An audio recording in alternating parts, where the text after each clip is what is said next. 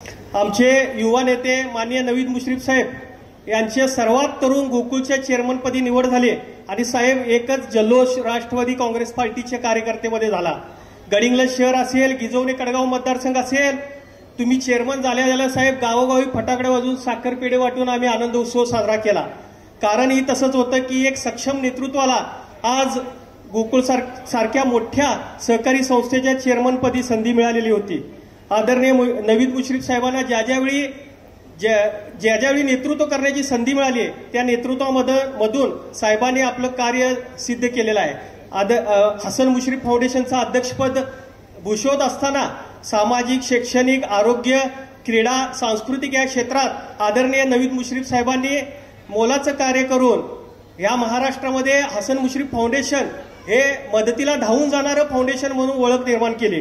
Sir सेनापती संताजी घोरपडे साखर कारखान्याचं chairman भूषवत असताना 11वा गाळप हंगाम यशस्वीरित्या पूर्ण केला।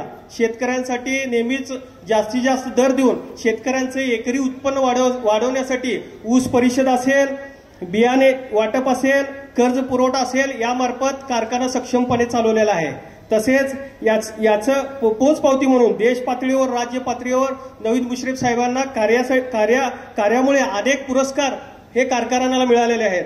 तसेच साहेब आम्हाला युवकांना विश्वास आहे की गोकुळचं चेअरमन पद तुमच्याकडे आलेलं आहे। निश्चितच दूध उत्पादक शेतकऱ्यांना न्याय देण्याचं काम आणि अमोलच्या बरोबरीनं गोकुळ संघ नेण्याचं काम तुम्ही कराल एवढी आशा बाळगतो। आणि या कार्यक्रमाला साहेब तुम्ही आमचा सत्कार स्वीकारण्यासाठी आला त्याबद्दल तुमचे आभारही मानतो आणि पुढील भावी वाटचालीस आपल्याला शुभेच्छा देतो।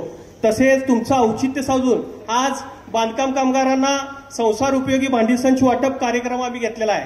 तर विधानसभा निवडणुकीपूर्वी आदरणीय मुश्रीफ साहेब ज्यावेळी कामगार मंत्री होते तेव्हापासून आम्ही राष्ट्रवादी काँग्रेस पार्टी आणि हसन मुश्रीफ फाउंडेशन मार्फत बांधकाम कामगारांची योजना आमच्या मतदारसंघामध्ये प्रभावीपणे राबवलेली आहे।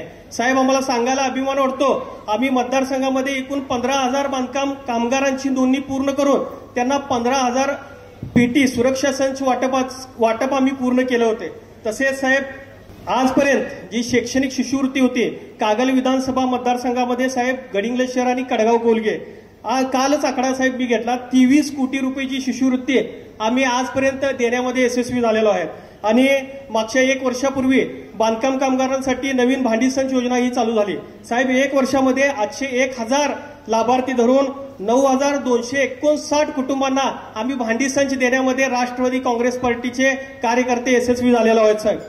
आणि मला सांगायला साहेब अभिमान वाटतोय की ज्यावेळी विधानसभेच्या निवडणुकीच्या सभा झाल्या त्यावेळी साहेब आम्ही लाभार्थी असतील किंवा नागरिक असतील यांना आव्हान केलं होतं की आदरणीय मुश्रीफ साहेबांना या विधानसभेमध्ये पुन्हा एकदा संधी द्या आणि येत्या 5 वर्षाच्या काळामध्ये शासनाच्या ज्या विविध योजना असतील त्या घरापर्यंत पोहोचवण्याचं आम्ही काम करू। निश्चितच साहेब या मतदारांनी या लाभार्थ्यांनी आमच्या हाकेला हो दिला, आमच्या विनंतीला हो दिला आणि तुम्हाला मोठ्या मताधिक्याने 6व्यांदा आमदार म्हणून निवडून दिलं।